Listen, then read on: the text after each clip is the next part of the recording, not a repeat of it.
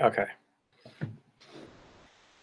All right. So we just had our opening prayer. So I think we're ready to get started. I think we're supposed to start off with, here, let me get my notes up here real quick. Um, kind of a quick synopsis of the case. So we've got Barbara Norris, who just got moved into the general surgical unit of Eastern Massachusetts University Hospital. And she's got her work cut out for her. They've not had a lot of good leadership, and they've implemented a bunch of policies that have made a lot of people not very happy about working there. They've lost how many? 5 nurses in the last few months, 6 months. And there's a lot of no one trusts each other. Let's see, what they got all the notes in here. Yeah, there's a lot of blaming. They're upset because they don't feel they're treated right because there's no longer overtime. They hire in floaters who don't know what they're doing.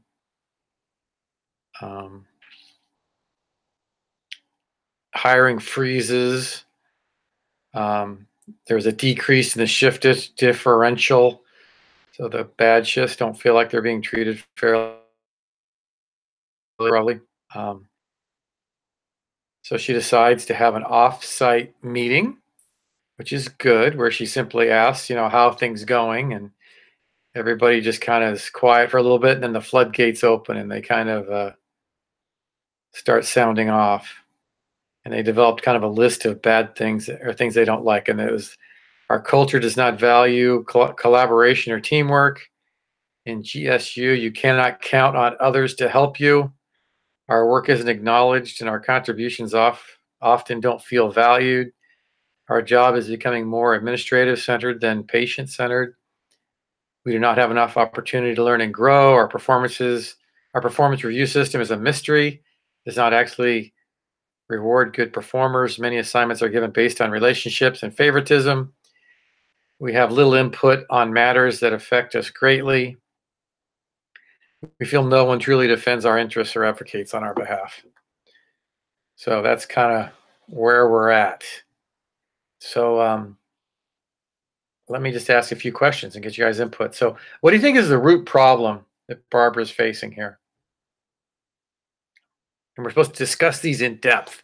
So what do you think is a root problem? Let's do 5 whys. Why are they having a problem?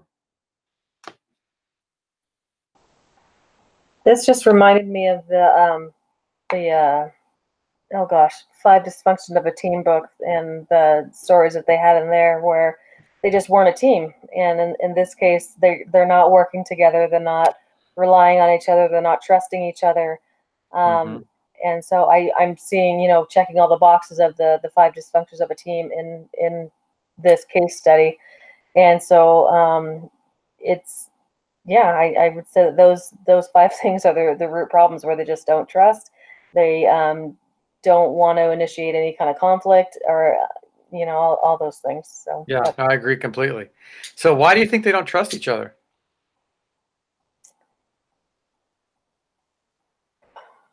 Like, why do they not, or in what examples? What do you think what has set this up to where it's so dysfunctional? I would like to try to get to the root of the problem. And like saying that they're not a team is kind of a description of the problem, but it's not what caused it. Does that make sense? Let's see if we can figure out what caused it. Yeah. Any ideas?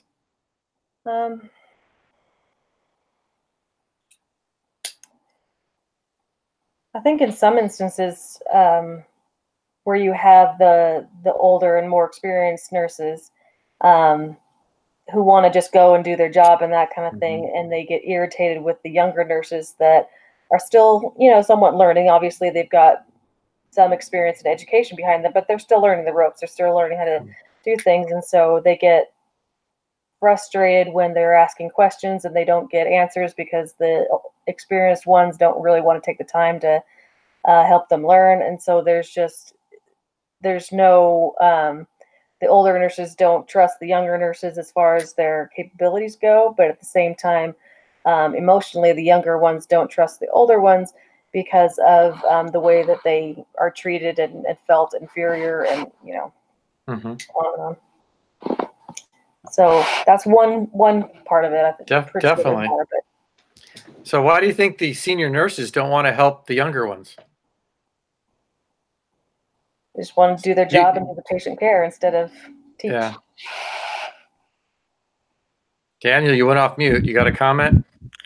Well, I was going to say, I think part of it is just their frustration about the fact that there's no overtime. Like in a way, I think they just don't feel like there's any bonus to helping them. Mm-hmm. Whereas before, it would be more effective. Now it's just, let's get our job done and go home. Yeah.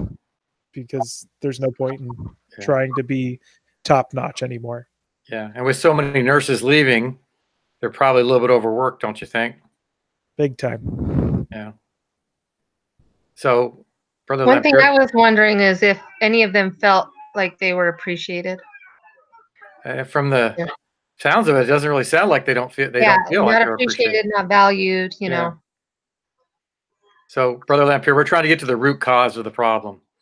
So we're kind of looking at some of the situations. So, but why do you think they don't feel like they're valued? What's that coming from? Any ideas? I mean, there's got to be some reason, or who's causing it? Why? Who's causing this issue?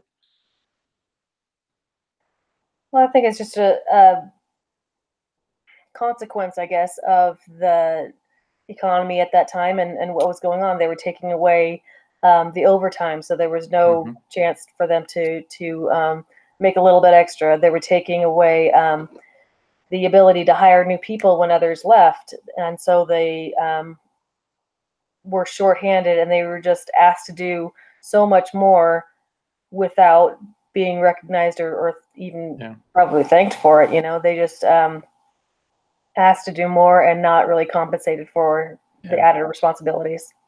Yeah.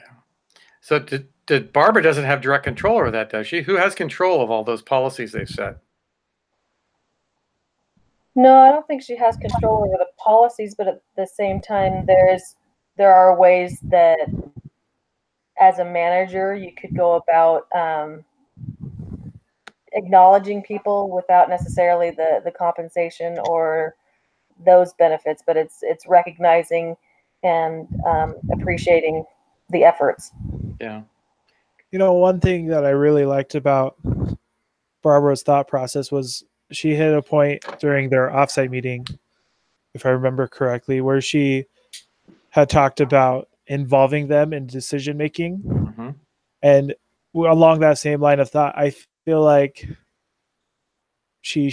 a great idea for her would be to talk to all the nurses that she's over and try to come up with some ideas on maybe how they could either make it more effective, or one suggestion I put was like maybe see if they're willing to take a pay cut so they can afford to hire someone else to come in and join the team. I know probably not, but just like discuss solutions to some of their problems and then take those solutions to the higher ups who have the authority to make those changes. Yeah, see, that's kind of how I saw it.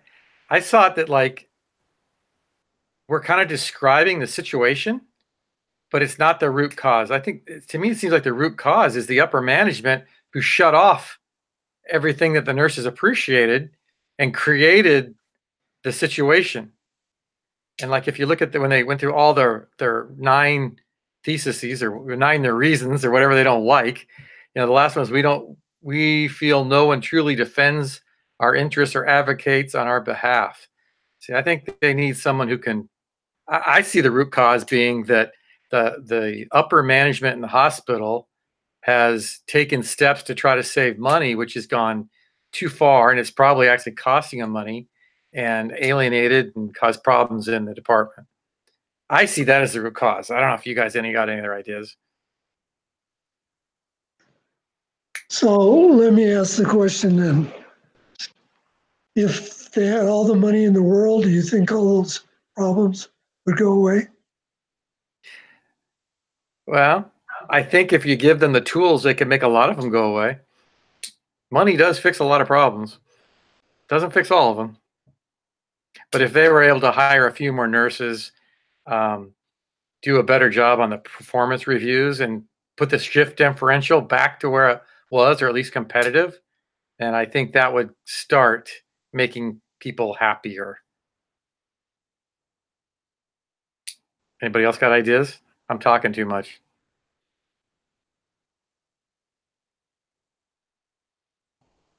I know for me, oh wait, I'm on. Am I still on mute? We hear you. All right, good. I was with a company that had a similar situation with this, where they, you know, had to do the budget cuts, and they had to put a hiring freeze. And there were people that that were laid off. There were people that decided to quit, and we were short-staffed. And for us, it wasn't. There was never blame really placed on upper management. It was what it was, or we were all going to have to close up shop because it was just the economy and the way that things go. So, well, yeah, I do see that it is a root problem. I don't think that it's necessarily that they're upset about, but more of the lack of support that they're feeling from their managers, and not understanding that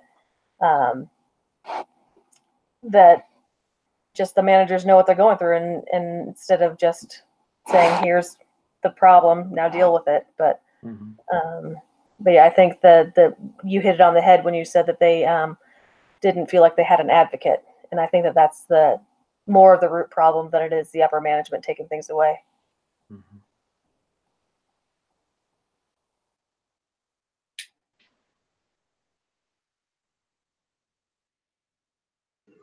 So I'm just listening very intently because I'm kind of in the same scenario. Just recently, within the last 6 months, been made the manager of a small medical practice. And this practice has really great people that are owners.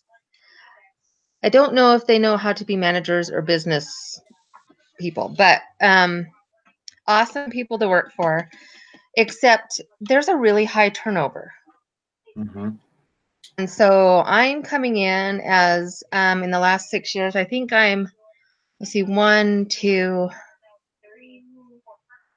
at least the 4th manager, office manager. In 6 years? 6 years, yeah. Wow. That doesn't count the turnover of therapy or therapists. That doesn't count the turnover of the aides. That doesn't count the turnover of the front office staff, receptionists, and things like that. I mean, that's higher. But all of these things that have the owner operator in common, right? That's the common denominator amongst all of these different personality types.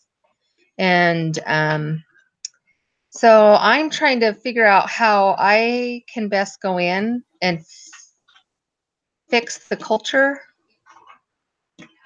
And so that's why I'm sitting here very quietly listening to everybody, because I'm just trying to take it all in and get all the ideas. Because honestly, anything that I can learn would really, really be helpful. Yeah. I don't know if I have a lot to offer there. I can tell you this. I have, you know, when you talked about the pay cuts, that's a pretty hard thing to do. We tried that once many years ago, and all it did was make everybody upset. Where other times what I've done is we've actually laid off a certain number of staff and not cut everybody else's pay. And what that does is the people who are still there are happy, and the people who aren't happy, well, they're not there. So I don't know. I've never had any success with a pay decrease on labor, but maybe it'll work somewhere. I would just add to that point of the conversation. There's a fair amount of research that says pay or money isn't necessarily a satisfier. It's a dissatisfier. If you don't have it, you don't like it. But if you do have it or you get more, that doesn't necessarily satisfy you. Yeah, So, go ahead. Yeah, I've definitely found that to be true. It's like you give somebody a raise, they're happy for a period of time, and then they get like used to it, and it no longer does what it did. Definitely. So why don't we take the next few minutes and help solve this, or well, not solve, but help contribute to the solution of this real issue. We should have done this as the case study for the week, right? I'd be good with that. So let me just give you a little bit more background. The owner is actually my cousin's husband, so that kind of makes it a little more tricky. Mm-hmm. But at the same time, it also makes it a little easier because I feel like I can be a little more open with them and straightforward. Like, look, this is the issues that I'm seeing. Whereas, you know, someone they haven't known for very long might say the same thing, and it might they might take more offense to it. Do you know what I mean? Sure. So anyway, that's about all of the additional info. How big of a staff do you have? We have about 20 people on staff. Not all full time. All on day shift or one shift? Yes, pretty much. So we're open from 7 till 6. The aides do split their shift so that they're not there, you know, the full 11 hours, but the therapists each have a day off. So they get the day off, one day off in addition to the weekend, a week. I'm trying to think what else. The front office, I'm the only one there full time in the front office. So everybody's everybody's part-time more or less? Everybody's part-time with the exception of the therapist and myself. So do they have benefits if they're part-time? They do not. Okay, that could be part of it because yeah, if I had a job as part-time, I'd be looking for a job that was full-time with benefits. Yeah. 24/7. I could see that. Yeah. Okay, so our therapist and owner opened this clinic because he wanted to be able to provide awesome quality care for people regardless of their situation. His motto, or I guess I'm totally drawing a blank right now. The mission statement, is that what it is? I don't know. Yeah, is treat everybody like your mother. You know, we want people to want to bring their mother to our clinic. And he truly is amazing. He works with Olympic athletes down to, you know, his mother. So, having said that, he's been in the business for about 20 years, and he doesn't like to do a lot of the administrative stuff that him as administrator should be doing. So it's really difficult for us to get him to do things like, you know, finish all of his documentation, which then leads into billing issues, which then leads into, you know, accounts receivable issues. Anyway, so it's really difficult to try to get him to accept new ideas. He's kind of ingrained in what he wants to do, what he likes to do, and he doesn't want to try anything new. So sounds like most owners. Well, that's why they own the company, right? So they can do what they want. Have you ever done exit interviews with the people who are leaving? I have not.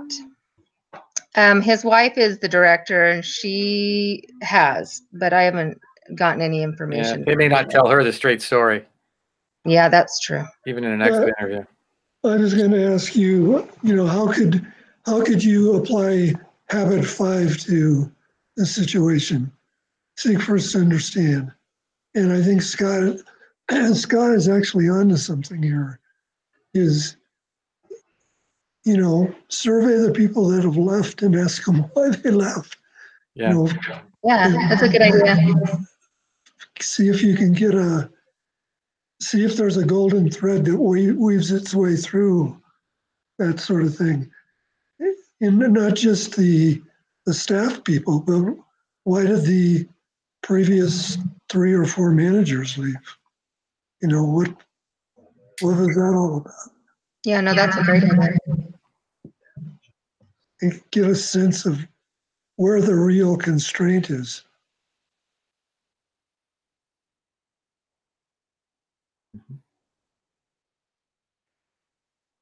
Does that help? Do we want to It keep does going? help. Or? No, that does help. It's a great idea because it gives me, you know. I'll give you another way you can go about this with your current staff. You can meet together, call a group meeting if you can do that. Mm-hmm. And maybe you'll have to do it with 2 groups. And you can either do it or bring in someone to facilitate. And just ask this question: what does success look like for our organization? And just do a brainstorm session. Okay. And just free flow, write all that stuff down. What does it look like? And you might have to ask some other questions to get that thought process going. Capture as much of that stuff as you can, and then ask, what would be the next question? What would be the next question to me would be, okay, what steps do we need to take to get there, or what? Yeah, the next question is, why don't we have this? Right. If this is what success looks like for us, this is what a good thing looks like for us, then why don't we have it? And then That's a good idea. capture those, and then kind of distill those and see if you can come up with some root issues or some commonality or some 1 or 2 constraints that affect most of what's going on. Is this meeting with the owners or without? I would suggest doing it without. Yeah, you got to get them to be quiet if they come in, otherwise they'll take over and start trying to push their agenda rather than listening. Well, my thing is, I feel like maybe people wouldn't be as free with what they were going to say. Yeah, definitely. There's a thing in physics called the Heisenberg principle, and they apply it to people interacting with each other. But essentially, it says the very act of observing something changes it. Mm-hmm. So if you bring in the boss and he's in the room, that changes the conversation. Kind of like when the teacher shows up for their discussion group. Yeah, exactly. Exactly. Well, for some groups, other groups, they ignore me like I'm not even here. So have you read the end of the 5 Dysfunctions of a Team book yet? Have you made it to the end? I thought it was really good. I mean, you could almost follow the steps of the book and try that. That's a good idea too. I have not, so. Yeah, when you get to the end, it gives you like a step-by-step, do this to do each of the 5 different things. It's pretty good. All right. So maybe we should keep going here. So the next question was, how well is, or we're done. We're good, right? You good? Okay. So the next one is, how well has Barbara Norris done in her first month as a nurse manager? Was she a good choice for the position? What do you guys think?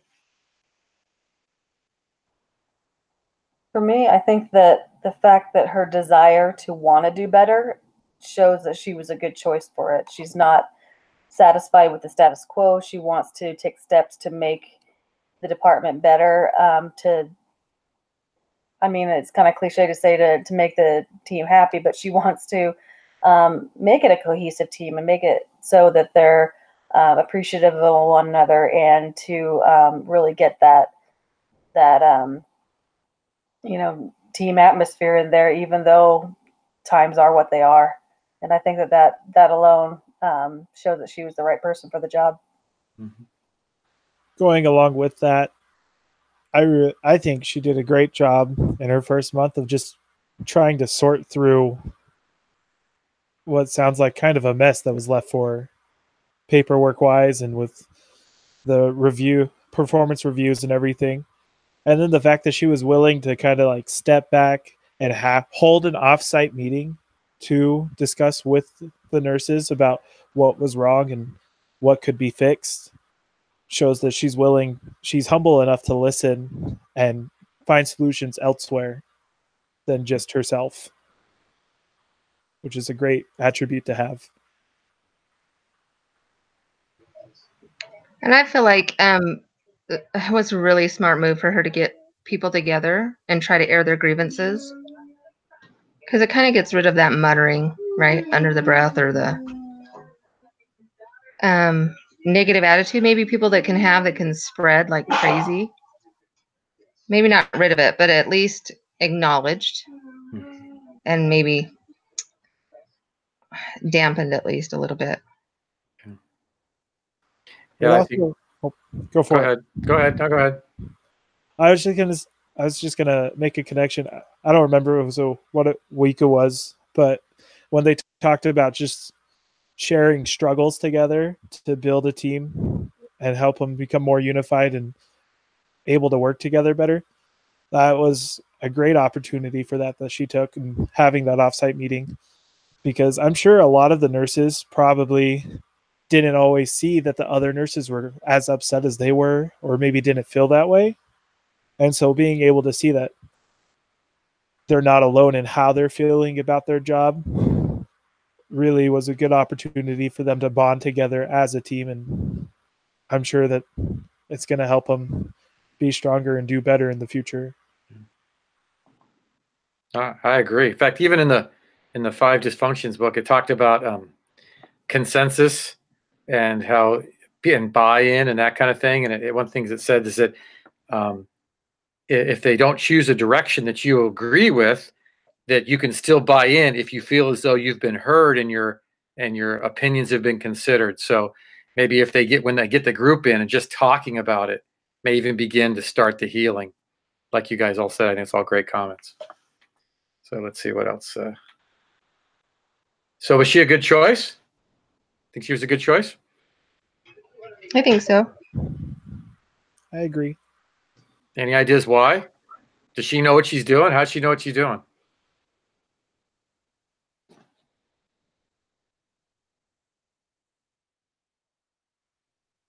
Where did she come from? Didn't she come from another unit that was successful? Didn't she come from trauma or something like that, if I remember right? So she has seen how a good department runs. So I think she is a good choice, because she can see what's wrong. She knows how she sees the as is. She knows how it should be. So she can start working to maybe improve it. All right. So the next question is, what changes is she trying to make and why? What does she need to fix?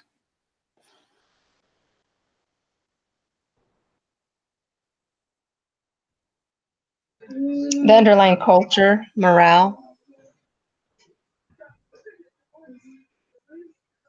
For one, maybe there's others, but seems to me that whenever there's issues like this, the best thing to help fix it and to start fixing it is just communication, making sure that she's communicating with her staff is communicating with each other, they're communicating with her. And so to open up that line of communication where everybody feels safe in airing their grievances like they did on their offsite. And yeah, I think that's one of the first steps that she can take to help foster the communication. Mm-hmm. I know I sound a little bit like a broken record when I ask these questions, but what principle or concept from the 7 habits, and this would be from the front end, from the first few habits you were introduced to?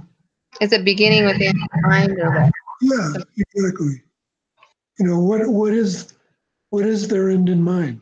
I mean, what's their purpose? And when they're not supporting each other and fighting with each other and being upset about stuff, is that focusing on the end in mind, or where's their focus? See, what I saw as the focus is they said their patient surveys are going down. So I would think the end in mind would be giving the patients the very best care. I would hope so. Yeah, really. And I think she's the best thing she did is she's trying to understand. Like at the end of the write-up, it lists the 9 problems. So she's able to articulate all these problems, which means I think she's gained a lot of understanding. So now she's maybe ready to start, addressing them one at a time. So I think she's doing a good job. So when you have a list of problems like that, and some people call them UDEs, UDEs, undesirable effects. Okay. So one approach you can use when you have a list like that is try to do an if-then tree.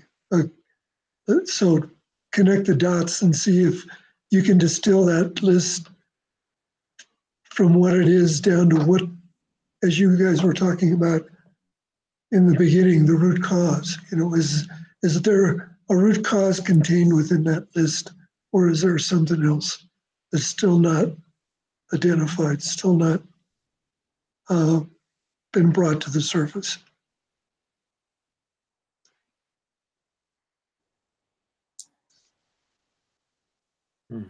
So I'm taking notes on my phone. See, I'm looking at the list. I'm trying to think of which of the drives it's not fulfilling. I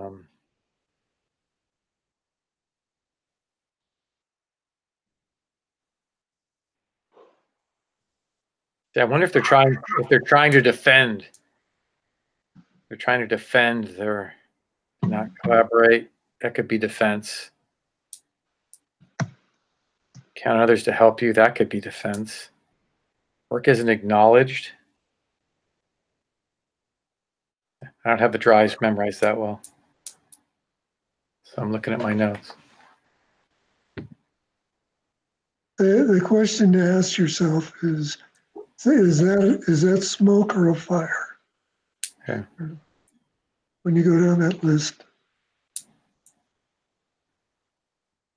or whatever list you're looking at. Yeah. So I'm going to share something that doesn't necessarily, I mean, it connects to everything we're talking about, but it's not about the case study. So on my mission president had, for our interviews one time, he really just focused on repentance. And that the smoke and fire was one of the things that he talked about was, are we trying to repent of the smoke or are we trying to repent of the fire? And he was very focused on having the end in mind and seeking out, why do we do this? What's the purpose? And just with the if and then statements, I was thinking of some investigators I had, and they would present us a problem, and it goes to the smoke and fire. And so they would say, I have struggles with the word of wisdom. And I mean, some of them, that was just it. They had some struggles. But for the ones who, it was more of like, I can't believe that God would say, you can't do these things. You can do these things. And so, we hit a point where we learned that was the smoke. That's just kind of fluff. Their real issue is they don't believe that Joseph Smith was a prophet. Mm-hmm. And it really just went back to that. And so we would talk about Joseph Smith and they would get confused and we would explain why. And it really, we never had to talk about the word of wisdom with their word of wisdom issue because we would focus on the root of the problem. And so I know it's not related to the case study, but. Well, it really is. Mm-hmm. It really is, because it's really a begin with the end in mind issue. And just to take your thought a little farther, Daniel, if you don't mind. Sure. If you go into the book of Alma in chapter 12, and I'm blanking on the verse, it's 20 something, but it talks about how God gave man commandments, and then there's a key word, after having made known unto them the plan of salvation. So he didn't give us all these word of wisdom stuff first. Mm-hmm. He painted the big picture and said, okay, here's the big picture. Now, in order to get to where we want to go, there's some of these rules you're going to have to, abide by. And he gave us a context for keeping those commandments. And the same thing applies in a company setting, organization as well. This is a big picture. These are the things we do to try to support doing that. So I think that's a great comment. Yeah. And then another thing from my mission that really stuck with me is our mission president was very big on, I don't remember how exactly he phrased it, but it's kind of like a 3-step process that just overviews what we're talking about. There's the vision, goals, and then plans. So your vision is that big end. What's the end goal? What are we going? And then you list out your goals that are the steps to get there, and then your plans to accomplish your goals. So it was a great way to just break it down, and maybe Jonica can use that as she discusses with her teammates to kind of lay it out and make it realizable. Because I think if we can write out what we're trying to achieve, and then what goals we need to hit to get that achievement, and then the steps to get those goals, it just makes it attainable in our minds. It's no longer this floating thing that is just some obscure thought, but it's a reality that we can do it. I like that. That's a good idea.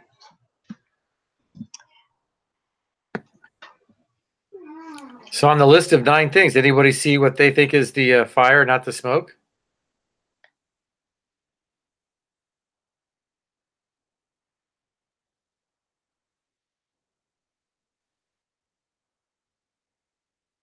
I don't know. Do you guys have that up? It's at the bottom of the case study. Sorry, I'm looking for it right now. Yeah.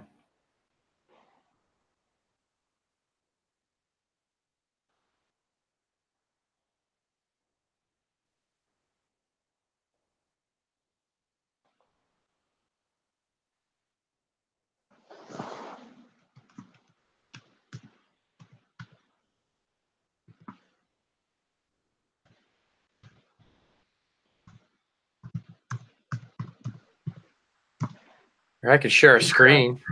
I could share my screen if that's easier. I think I can do that. Do you want me to do that, or you guys got it? No, that's fine. I just got it up. Sorry, it was just taking me a minute because I was on the Okay. discussion. Okay.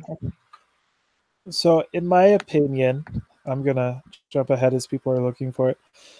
I would probably say that it's number 4. Our job is becoming more administration centered rather than patient centered, because a lot of these opportunity, not having enough opportunity to learn and grow, or assignments being based on relationships and favoritism. Like if we focused on what the patients needed and what would be best for them, then the nurses would be where they need to be, and they would be able to feel that. It wouldn't be, oh, this person got that job just because it's easy, and not be, even though they're better at this, that this patient needs. And so once we look at money as opposed to people, we always end up going off base. Mm-hmm. But I think by moving back to a patient-centered focus would solve a majority of their problems. And there could be more than one root cause. I don't know. I think, I don't know. I've read so many times that if people don't feel valued, then they won't have job satisfaction. That's one of the biggest reasons why people leave companies or stay, is the job satisfaction. It's not the pay. It's not, So I'm looking, anyway. There's several things on here that to me speak to that. Just the culture doesn't value collaboration and teamwork. Our work isn't acknowledged, and our contribution often does not feel valued. I don't know. They don't feel like anyone has their back, in other words, right? No one truly defends our interests or advocates on our behalf. I know when I read it, I focused in on the same one as Daniel, number 4, and I kind of threw in some number 9. We feel no one truly defends our interests. Those seem to be places to maybe start. Do you guys, what obstacles might there be to fixing this?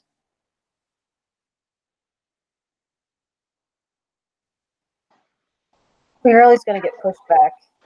I think that there's, like, going back to the older, more experienced nurses, the ones that don't want to or don't feel the need to help the younger ones when they come asking questions and things like that. So they might get pushback on, well, why don't we do it the way we always did it when, good old days type of thing. And they also might get pushback from the upper management of, sorry, this is the way that it's going and you just need to push through it. So I can see pushback coming from both avenues if there aren't others that are willing to make compromises. Yeah, I was just reading these and looking, and to me, like number 5 to me that's smoke. That's not fire, right? Because that goes against what we read just a minute ago, that people are naturally inclined to try to learn more, gain knowledge, right? And maybe number 2. So does that mean that the others are fires? I don't know. Coming from an administrative position, though, I can just tell you that my interest is the success of the business and the company, as well as patient care. That's a huge part, because if patients aren't happy, you're not going to have patients coming to you. So that's a huge part. I feel like there's changes personally that I could make, or I could suggest if we did, that would help those things. But I do get some resistance to that's not how I've done it for 20 years. So, for instance, one of the biggest time wasters that we have in our front office is scanning in patient documents. We do it the old way on a scanner, on your printer, the scanning option, into a hard drive or into the electronic medical record that's web-based. And it takes so much time, as opposed to just having like an iPad, which would be good for people who don't have readers with them, reading glasses with them, or poor vision or something like that. They can zoom in and out. That would be a lot faster. It would, anyway, just little things like that. I just get so much pushback about trying to improve workflow, improve processes, thereby improving patient care and experience. Because they wouldn't have, 10 papers to fill out and try to read that are really small writing. So those kinds of things, little things. But I just wanted to defend the administration just a tiny bit. Yeah. All right, so we're kind of getting long on time here. Another thing we need to talk about is the drives, the 4 drives, and what they, that they need to be fulfilled for us to feel good. So what's it say here? So there's consider the following information to help lead to facilitate. Okay, so can you see any drives here that they're not being fulfilled, that need to be fulfilled? Remember, acquire, bond, comprehend, and defend? I guess that's when I was kind of speaking to. Wasn't it acquire knowledge or? Yeah, it's like on the acquire one, one of the questions is, how well does GSU's reward system fulfill the drive to achieve and acquire? What's wrong with the reward system?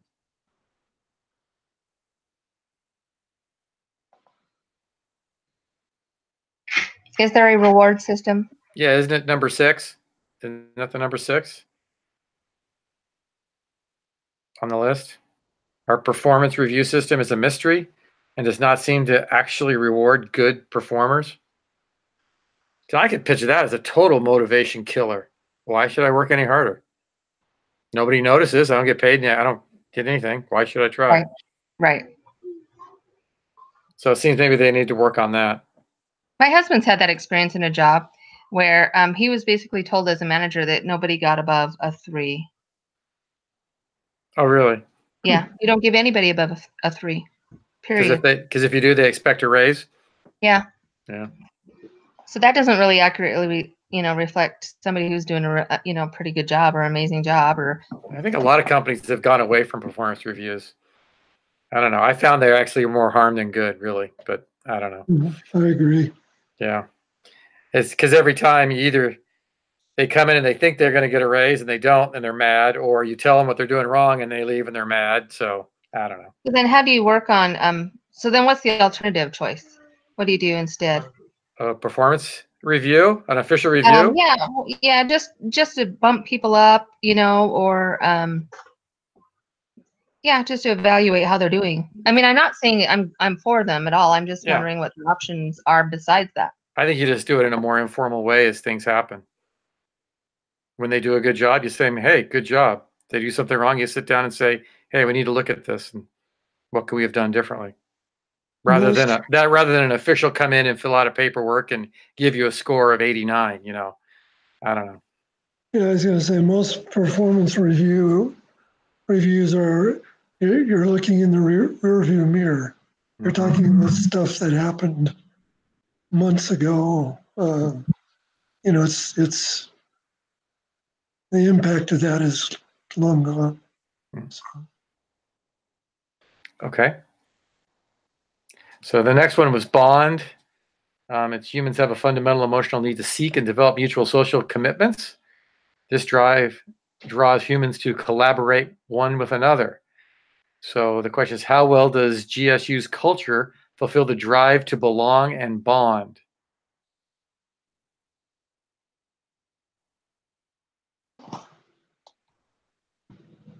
I would say not very well if they're not into, mentoring each other or those kinds of things. So what could they do to help them bond? Yeah, I think that they go to work and they want to do their job and go home, but to help them bond is just getting to know each other, having off sites like the one that she had, and just really not necessarily even talking about work, but there seems like all companies have team building events now where you go and do an indoor racetrack or, go bowling together or whatnot. And those things are put in place so that people can relax around each other, get to know one another outside of the business sense. And it's just more of understanding the different perspectives of people and not necessarily who you see in work mode. Another angle to this idea, and it has to do with culture as well, is when you're working with an organization that's a 24/7 operation, like a hospital would be, for instance, the what you would call off-shift folks, the people that aren't on day shift, tend to view themselves differently than the day shift folks do. And there's almost a difference in culture between the shifts. And so from a leadership point of view, from a management point of view, one of the things a manager can do is to figure out a way to periodically and consistently spend some time with each group, even if it's just sitting with them at lunch in the break room on graveyard shift.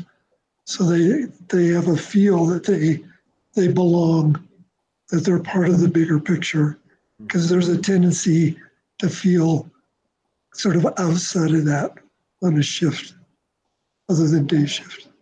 Yeah, my mom was actually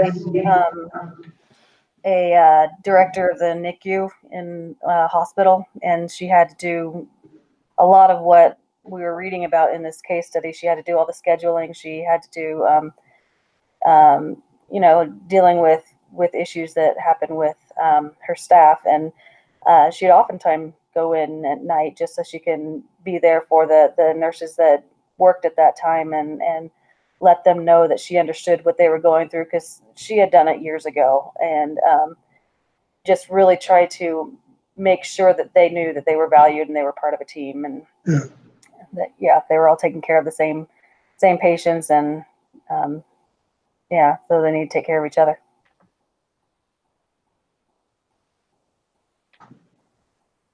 I definitely feel like a peacemaker between day and night shift often at times. Night shift comes in and goes, what did day shift do all day? And you got to tell them. Anyways. Yeah. All right. So the next one was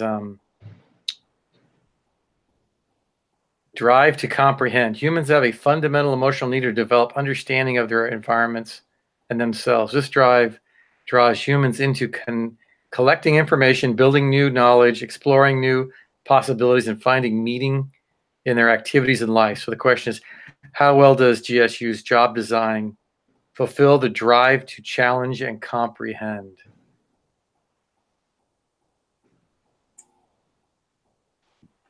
I mean, the obvious answer is not that well, right? But why?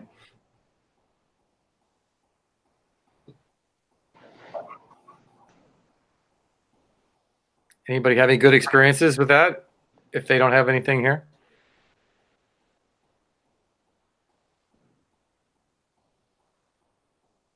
Well, I think anybody wants to be heard, or felt like they're being heard. And so with this case study, it was interesting how nobody spoke up until everybody spoke up. Mm-hmm. And they, were hesitant to voice their thoughts on what was going on, excuse me, in the workplace. But getting their thoughts out there, getting their views out there and their perspectives on what they've been experiencing, what they've been going through, being able to be heard and know that their thoughts were valued, they were written down, they were, course of actions were started because of that. And I think that that's important. And that goes back to what you were saying earlier about how you need to buy in on certain things, even if you don't agree on it. So as long as your voice is heard, even if it's a for conflict or a voice that's contrary to what is actually going to be going forward, knowing that you're being heard helps you to buy in and do the things that you need to do to be part of the team. Mm-hmm.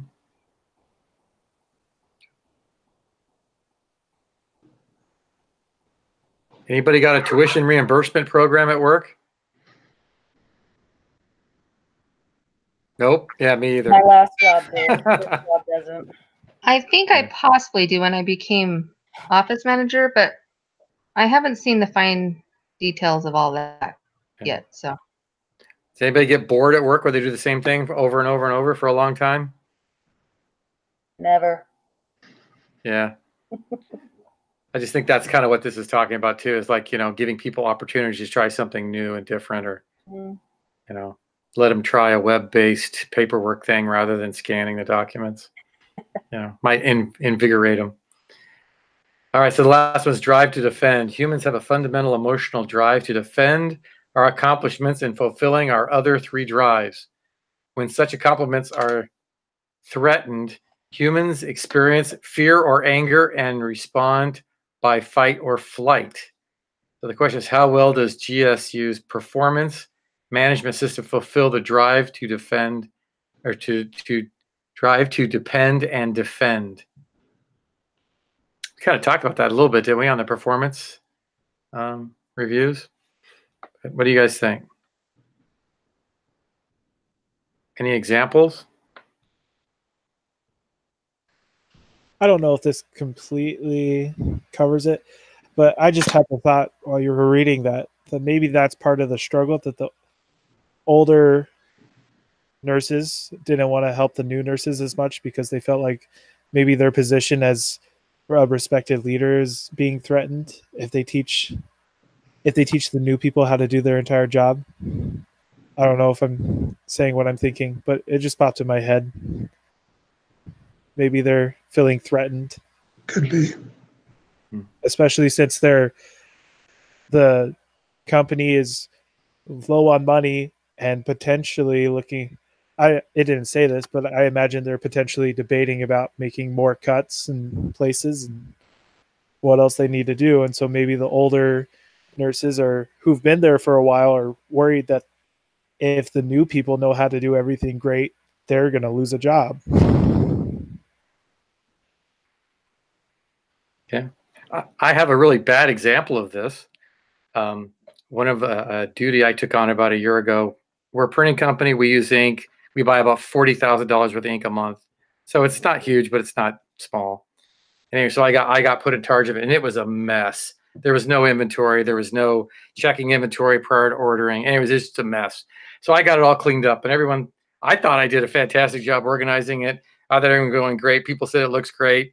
And then we had the corporate office come in from Phoenix, and the CFO went out, and she looked at it, and she knows nothing about printing, but she looked at the inventory. And then 2 days later in a conference call for everyone, she then basically lays into how poorly the ink is managed. And I got to tell you, I saw red. I mean, red. It was everything I could do, bite my tongue and not just, anyways, I sent a scathing email later that I regretted, but so I totally can relate to what that says, because she had no idea. She had no understanding of what she's even looking at. And then a month later, she came back and said, "Oh, you're right. It's working fine." But there's my bad example of what not to do.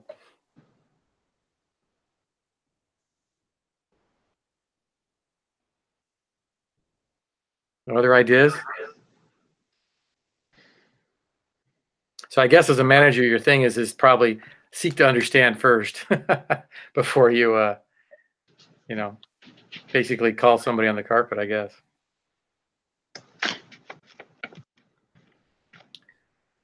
All right.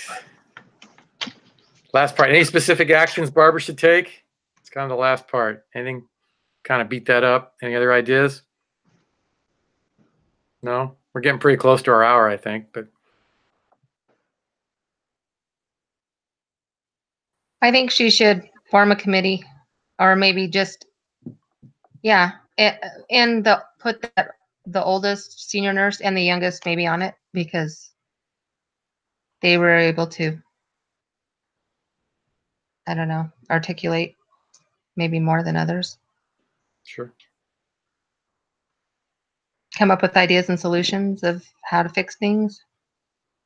That's the thing, is that the people around me are smart, so I need to kind of pull in their talents and their intuition and their brains and come up with some solutions. So like what you guys said, sit down with a meeting and begin with the end in mind, right? What do we want to accomplish? What do we want to look like? What do we want to be to people? So Good. And I think along with that, Jonica, is having somewhat of a reward system, not necessarily rewards for a certain action, but saying, hey, I noticed that you were doing this and I thought it was fantastic or whatnot. And I mean, those things doesn't have to be necessarily compensation, though it definitely helps. But I had an experience a while back at a job that I was at where we didn't really have the funds to do anything. Like, there are some people that, get bonuses or whatever. And this particular job didn't have that. But we wanted to have a way of recognizing people for doing a good job, even if it's just doing a good job at their job, not necessarily going above and beyond, but just doing good. And it was just what was it? The hand on the back or the slap on the back, good job award. And it was just this stupid little, probably dollar store thing that was like a sticky hand. And that we showed everybody that we wanted to give them a pat on the back, and literally pat them on the back with this sticky hand. And everyone it was something stupid. It wasn't worth anything, but it showed recognition. It made everybody laugh. And it really just kind of showed that, yeah, we're all here as a team. We're all trying to do this thing, and we're all trying to do our best. And so it kind of became a thing that we were able to do. I think that's a great idea. I really like the sticky hand on the back. I actually came up with the idea because I noticed I've worked there for 3 years, and literally started with zero experience in an office setting, a medical office setting. And I saw very quickly that a lot of people did some really great things for patients, and really showed that they cared. We even threw like a party for somebody who had a terminal illness, just because we cared for them. And these things kind of weren't being recognized or even acknowledged. And so I suggested, and we came up with a gem, which is called Going the Extra Mile. And it's just something, if someone notices somebody doing something, we're just jotting it down on a little piece of paper and we're putting it in this little container so that they can be recognized at the next meeting for, helping someone out, going the extra mile. So I think it's great. It's a great way for, not that people want to do things to help people so that they get recognition, but it kind of creates this culture of, we're kind of watching each other, right? But not to outdo each other, but maybe just to put emphasis on like caring and being helpful. Well, it's boosting each other up. It's recognizing that other people are doing great, and it's it's definitely, I don't think that it would be seen as necessarily a competition where, oh, you got the GEM award again, or that kind of thing. But it's more of, hey, you recognize that I did something good. That's awesome. And so I think that that's definitely a good thing. Mm-hmm. Definitely. Daniel, any final comments? No, I'm just so inspired. Good. So I'm just going to sit here and let it soak in. All right. Well, I think we beat that up pretty good. That was funny. Yeah. All right. So I think we're done then. Thanks for sending me the link. Appreciate being with you. Oh, thanks for being here. We appreciate your input. And you guys don't need to meet next week unless you want to. So there's no Man, I kind of enjoy it. I don't know. What will we do on Thursday night? I mean, well, you can work that out. All right. That's funny. Okay, so who's the next group leader? Who? I assume there's one 2 weeks from now, right? Right. Yeah. So who's next on the list? I think that's me. Okay. Wait, what's next week that's happening that we're not meeting for? Well, you still have a case study. You just don't have a meeting. Okay. I just want to make sure I didn't have an exam. Yeah. No, in fact, next week's case study, I think you'll really enjoy it. It's about the company Patagonia. Okay. It's really very interesting. I think you'll like it. Okay, cool. All right. Okay. All right. I'll turn this thing off and load it on the discussion board, and we'll see you guys in 2 weeks then. 3 weeks left. Hang in there. Oh, it's close. Thanks everybody for your suggestions and help. Yeah. Good luck. Let us know in 2 weeks how it goes. I will. Yeah. Sounds good. See ya. Okay, see See you ya. later. All right. We'll see you guys.